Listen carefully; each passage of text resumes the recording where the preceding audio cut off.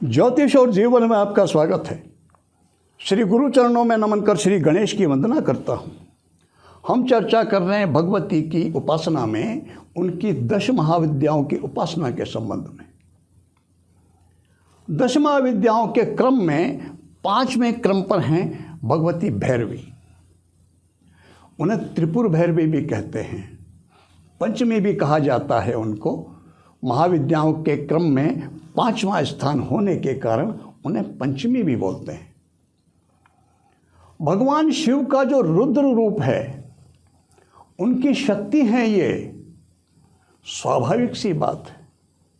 भगवान शिव का जो रुद्र रूप है वो थोड़ा उनका उग्र स्वरूप है, तो उनकी शक्ति वह भी भगवती का उग्र स्वरूप है।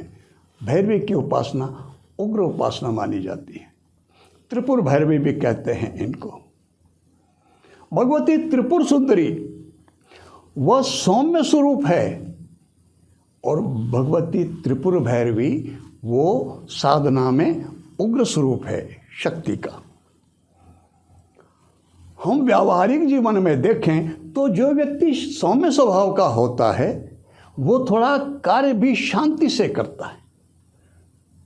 आजकल और पहले भी और भविष्य में भी प्रायः व्यक्ति चाहते हैं प्रतीक्षा न करने पड़े, परिणाम तुरंत चाहिए, शीघ्र चाहिए। तो शीघ्र परिणाम तो वही दे सकता है जो स्वभाव में जिसके उग्रता हो। लेकिन जब किसी उग्र स्वभाव वाले व्यक्ति से हम काम करवाएंगे अपना, तो वहाँ पर बहुत सावधानी भी बरतनी होती है, बहुत ध्यान रखना होता है। कहीं ऐसा ना हो कि वो व्यक्ति उल्टा नाराज हो जाए हमारी किसी गलती के कारण। हम बहुत ध्यान रखते हैं। तो साधना में भी यह बात लागू होती है। भगवती त्रिपुर भैरवी की उपासना में भी हमें इस बात का ध्यान रखना पड़ता है। भगवती त्रिपुर भैरवी की कई स्वरूपों में उपासना की जाती है। त्रिपुर भैरवी, संपत प्रदा भैरवी, कौलेश भैरवी, सकल सिद्धिदा भैरवी, भय विध्वंसनी भैरवी, चैतन्य भैरवी, षटकूटा भैरवी, रुद्र भैरवी, शमशान भैरवी, कमलेश्वरी भैरवी, कामेश्वरी भैरवी, अन्नपूर्णा भैरवी। भगवती भैरवी के कई स्वरूप हैं और सबके अलग अलग मंत्र विधान हैं। साधक अपनी कामना के अनुरूप भगवती के स्वरूप का चिंतन ध्यान चयन करके उनकी उपासना करते हैं। उग्र स्वरूपा हैं तो शीघ्र फलप्रदा भी हैं, शीघ्र सिद्धिदा हैं वो। लेकिन बात वही, जब उग्र स्वरूप है तो सावधानी भी बहुत आवश्यक है। इसलिए भगवती त्रिपुर भैरवी की उपासना जब तक एक योग्य गुरु से उनका मार्गदर्शन उचित ना मिल जाए, उनके उग्र स्वरूपों की साधना से बचना चाहिए। फिर भी कई व्यक्ति चाहते हैं सामान्य रूप से भगवती के 10 महास्वरूपों की कृपा यदि चाहिए, तो उसमें फिर भगवती त्रिपुर भैरवी की किसी न किसी मंत्र की तो उपासना करनी ही होगी। हम उसको काट के अलग नहीं कर सकते। हम क्रम में 5वें क्रम में तो बजाय किसी उग्र स्वरूप की साधना करने के उनकी सामान्य कृपा प्राप्ति के लिए हम क्या करें, उस पर चर्चा। जैसा हम शक्ति उपासना में देखते हैं, सर्वप्रथम उनके पति स्वरूप को नमन किया जाता है। तो यहाँ पर भगवान का दक्षिणामूर्ति शिव जो स्वरूप है वो त्रिपुर भैरवी के, भगवती भैरवी के वो पति स्वरूप पे पति भैरव हैं वो, उनको नमन करना चाहिए। कुक्कुटेश्वर भैरव के रूप में भी उनको पूजते हैं। भगवान त्रिपुर भैरव, त्रिपुर भगवान के शिव के त्रिपुर भैरव स्वरूप के भी नमन कर सकते हैं पहले, उसके बाद फिर भगवती त्रिपुर भैरवी के मंत्र का जप करना चाहिए। सामान्य सा मंत्र जिससे उनकी कृपा प्राप्त होती है सहज से, वो है हसे, हसा करीं हसे, यही मंत्र।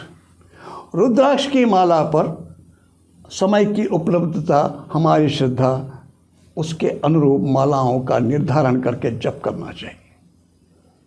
उनकी गायत्री, उसका नियमित जप वह भी किया जा सकता है। और वो है ओं त्रिपुराय विद्महे महाभैरव्ये धीमहि तन्नो देवी प्रचोदयात्। ओं नमो नमः। भगवती त्रिपुर सुंदरी की कृपा की, उनसे प्रार्थना करके अपनी रक्षा की, अपनी मनोकामना जो भी हमारा लक्ष्य, उसकी प्रार्थना करके केवल गायत्री मंत्र का जप करने से भी उनकी सहज कृपा प्राप्ति होती है। और गायत्री मंत्र सहज रूप से जिन भी किसी भी देवता का गायत्री मंत्र पहले करना ही चाहिए। यह सौम्य रूप होता है, इसमें किसी तरह की कोई उग्रता नहीं होती। तो जो भगवती त्रिपुर भैरवी की कृपा प्राप्त करना चाहते हैं, पांचवी महाविद्या भैरवी की कृपा चाहते हैं, वो भगवान शिव के दक्षिणामूर्ति शिव स्वरूप को या कुक्कड़ेश्वर स्वरूप को या त्रिपुर भैरव स्वरूप को नमन करके और फिर भगवती की गायत्री का, जैसा मैंने अभी आपसे निवेदन किया, उस मंत्र के जप का नियम ले लें। भगवती त्रिपुर भैरवी की कृपा प्राप्त होगी। सामान्य रूप से हम भगवती की उपासना किसी भी स्वरूप की करें, बाद में फिर भैरव स्मरण अवश्य करना चाहिए। क्यों? कार्यों का संपादन तो वही करते हैं।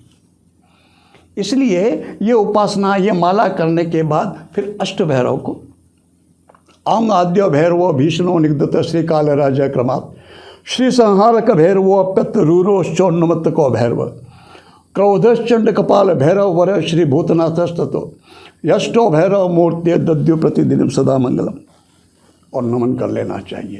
ये मंत्र पिछले जो भगवती के अध्याय हैं, जो पिछले वीडियोस हैं, उनमें ये अष्ट भैरव का मंत्र लिखा जा चुका है, आप वहाँ देख सकते हैं।